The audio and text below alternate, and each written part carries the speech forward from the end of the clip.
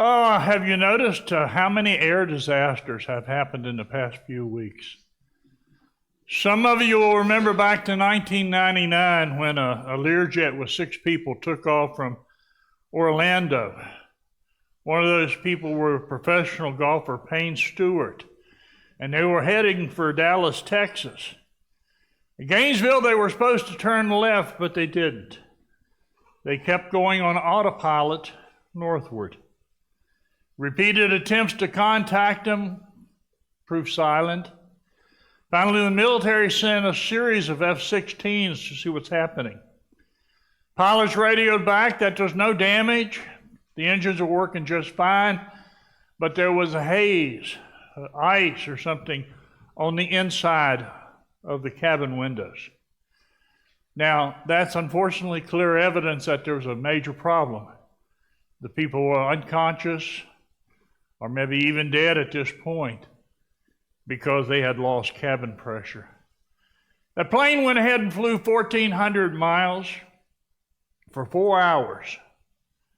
And then finally it crashed at Mach 1, which is really, really fast, into a field in South Dakota. And F-16 pilots could do nothing but watch.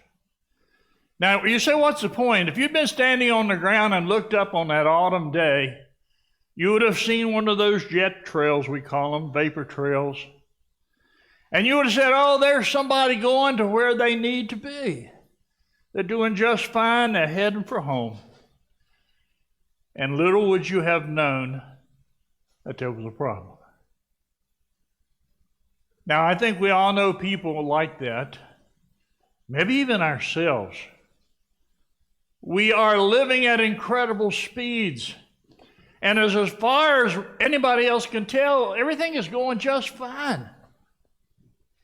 We're on course and everything is perfect. Outwardly, people like this give you the impression that life is all together. But on the inside, there's a problem, a crisis. Something is wrong on the inside, and things are not as they appear. And truth is, if people could see inside of all of us, it would probably scare us to death. Switch gears with me for a second. Show me another slide, Tom, and tell me my microphone is on. Okay, fantastic. Now, this is a nice motion picture theater, home theater. Wouldn't it be cool if our tech team could put together a video that would reveal what's happening in our thought lives? And we could just show it. We could take turns. Wouldn't that be so exciting? Children's church is dismissed at this time. Okay, we're a little late on the fall there, but we're here and they're there. If you want to be part, help yourself. Wouldn't it be so cool that we can just flip it up there, and we'll start with Lenny. This is Lenny's life. This is everything Lenny thought about yesterday and the day before and the day before. It'd scare us to death, wouldn't it? We don't want to do that. The reality is we don't have it together up here. But we need to talk about that. Because the most powerful area of your life, the most private area of your life, is up here. It's your thoughts. Your thoughts literally shape your life. And like we said last week, if you don't manage your thoughts will manage you. So I have 3 things, and only 3 things today to quickly share with you. And they will help you keep this a little sharper. Number 1, I want you to celebrate the mystery and the wonder of your mind. I mean, it's absolutely amazing. We take it so much for granted. We are the crowning achievement of creation because we alone have been formed into God's image given an eternal spirit, a logical mind so that we can communicate with a God who speaks in that same language. It's up here that we have the ability to love, to think, to reason, and to find meaning in life. Within 5 weeks, within 5 weeks after conception, neural scientists will tell you that your brain has 100 billion neurons. Now, a neuron is a single cell that loves electricity, and I'm just going to leave it like that, all right? Now, each neuron has 1,000 connectors. Now, they're basically boring little cells. They don't do much. Think of them like extension cords. A really smart cell here with 1,000 extension cords who love to talk to other neurons.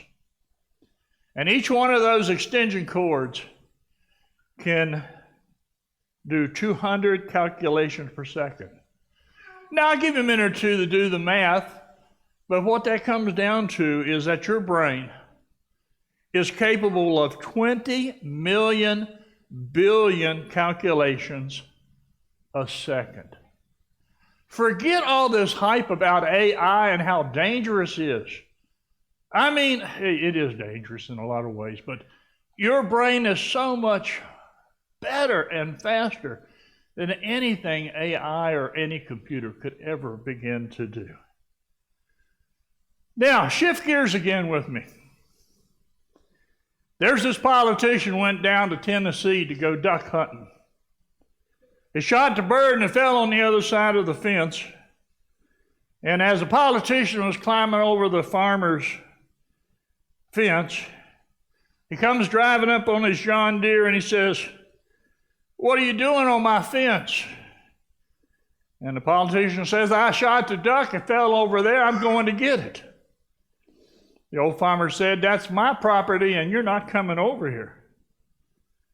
The politician, in his usual arrogance, said, "I can afford the best attorney in the United States of America.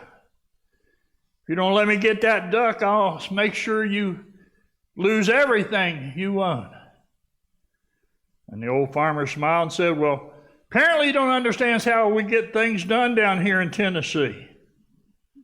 We set them with the Tennessee 3-kick rule."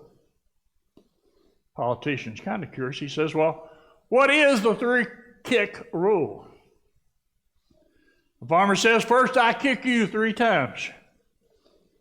Then you kick me 3 times. And on until somebody gives up."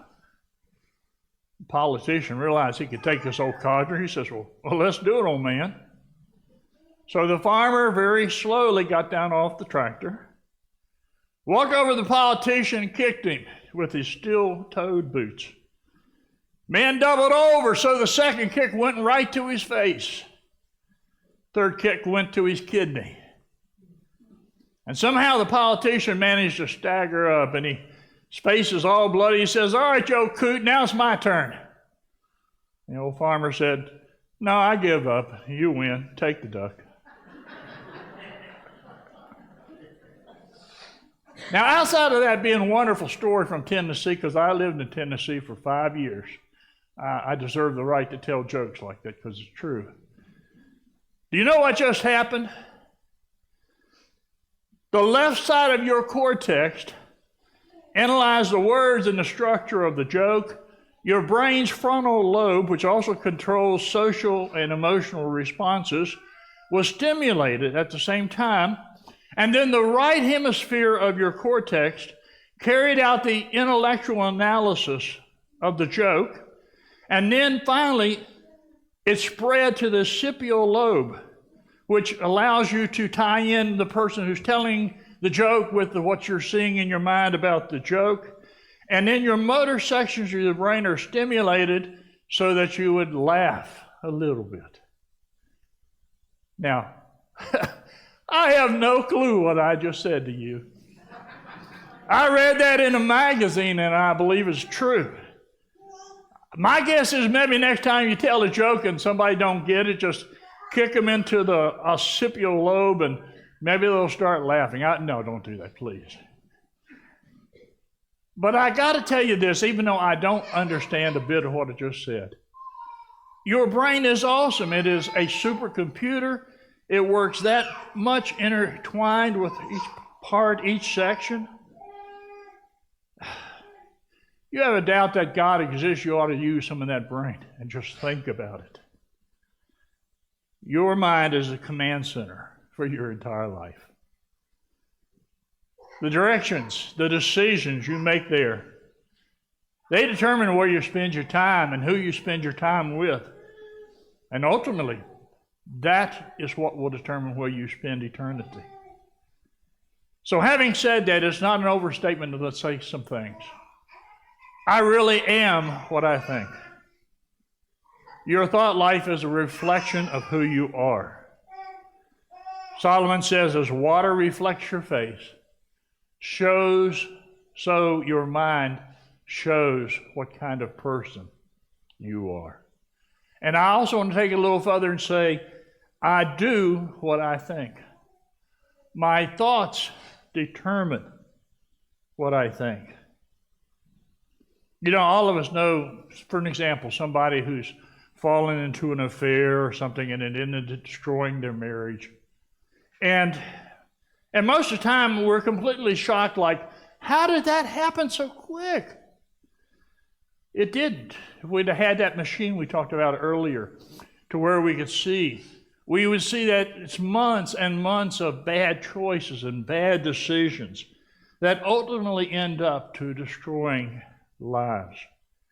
Scripture says, be careful what you think, because your thoughts run your life.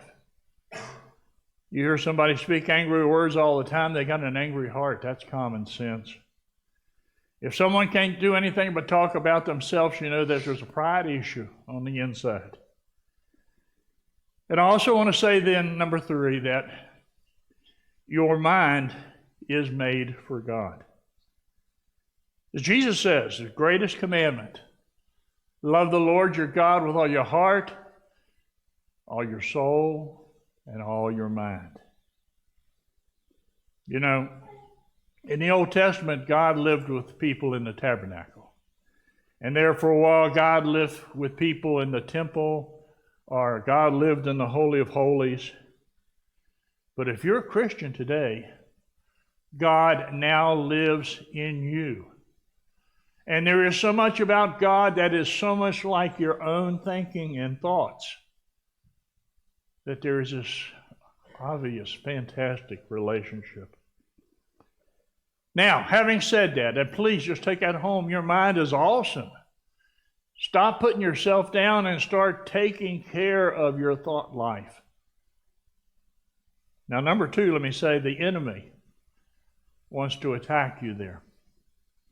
It is that important. And the Bible does speak of a supernatural being called Satan who wants to wage war on you. And that war is pretty much fought and finished up here. Now, some of you are thinking, oh, you're getting a little weird on me now. Any moment, somebody's little head's going to start swinging around like this and spit out split pea soup, like they did on The Exorcist. And you're saying, I'm a little nervous now because maybe this wasn't the best day to go to church. And let me tell you, it's not like the movies. It's not how you see it on the movies. But make no mistake, there is a spiritual adversary of God who obviously can't even touch God. They're not even in the same league. But he can touch us and cause us a lot of pain. Satan loves to take what God has created and twist it and pervert it into something evil. God made creation so we just think it's also beautiful. And then Satan says, well, why don't you guys just worship creation instead of God? And God blessed us with material things so we can just have fun and do cool stuff. But then Satan got us distracted and said, forget God. Just play with your cool stuff. And then God created physical intimacy between a man and a woman in the boundaries of marriage. Can I get an amen on that one? But then Satan perverted it. Took something that was holy and made it something dirty.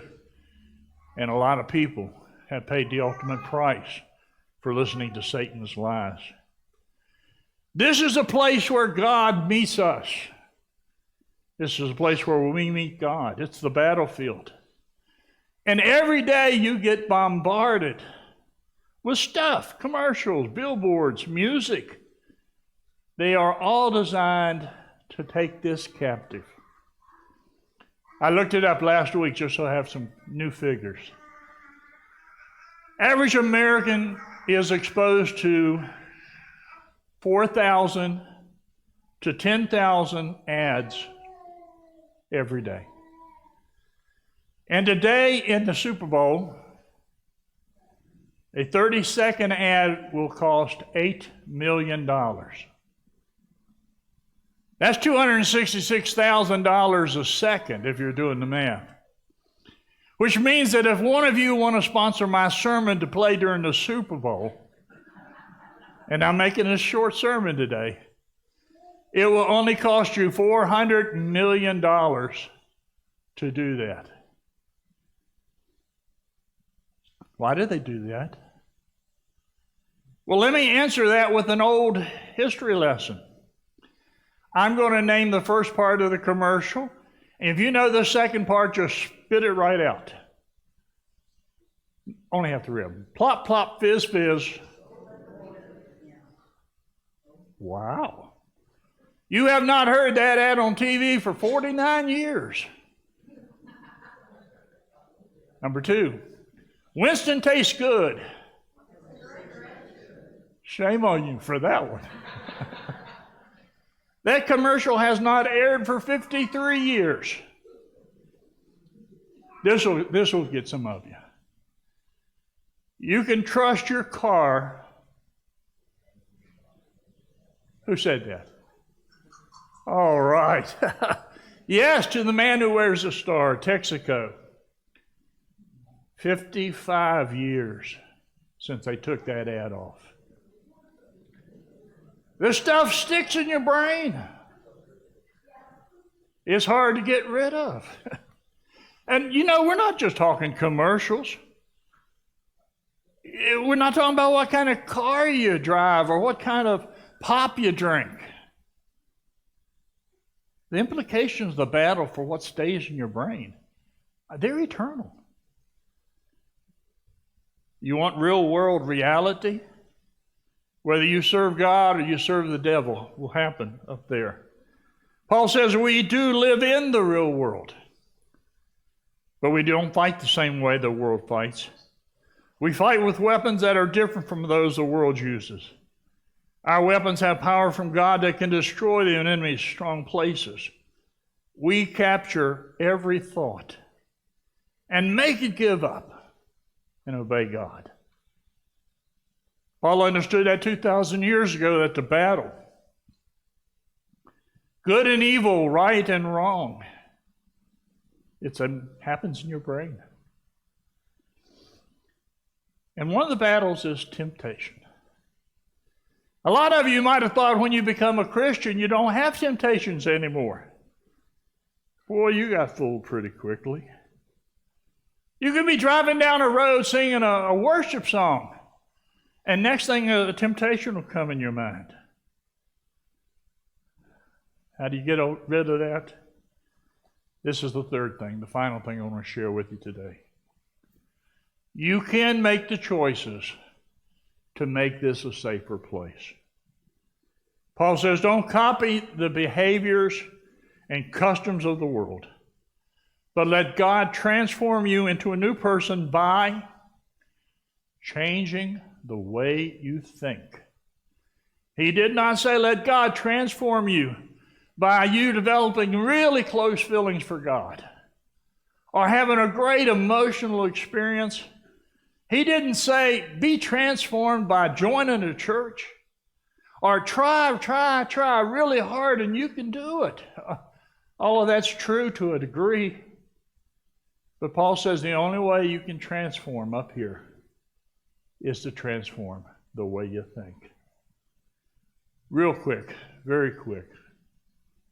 So therefore, stop feeding on destructive, bad things.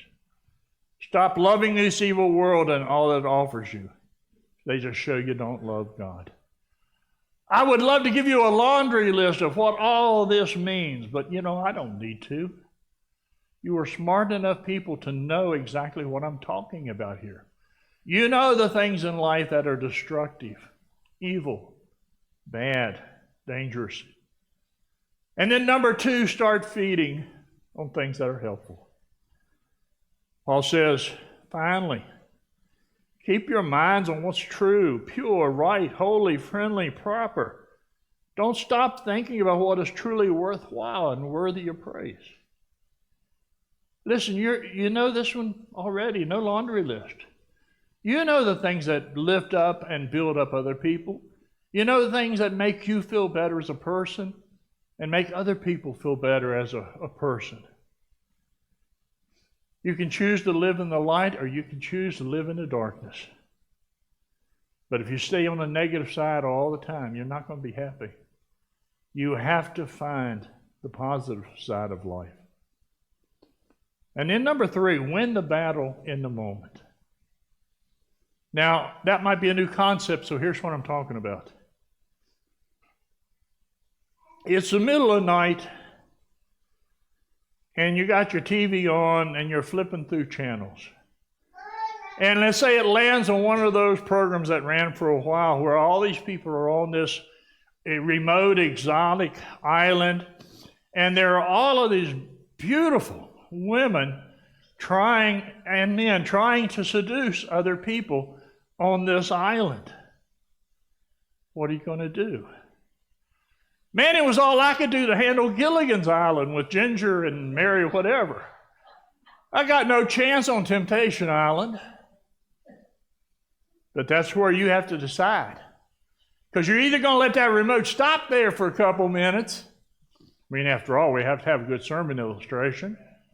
I just want to be sure this thing's still on. Or we flip it on.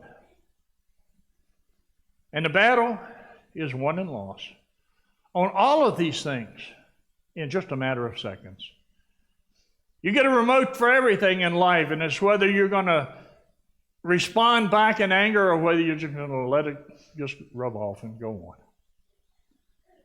This is what God said to Cain after Cain screwed up. He said, if you'd have done the right thing, you'd be smiling. But you did the wrong thing, and now sin is waiting to attack you like a lion. Sin wants to destroy you, but don't let it. It is not wrong to have temptations. Please understand that when you get to be 90 years old, you are still going to be tempted, all right? The problem with temptations is what you do with them. What you do with that little temptation remote we all carry. You're going to stop for a couple minutes, half hour just to check things out, or you're going to flip it to where you need to be. And one final thing, ask for church, or ask for help. Find a friend, family to just talk all this through. I really love this place because it has people who will accept you the way you are. We're not perfect. We don't have it down perfectly yet. But there's a ton of people here where you don't have to put up an image about trying to be like somebody else.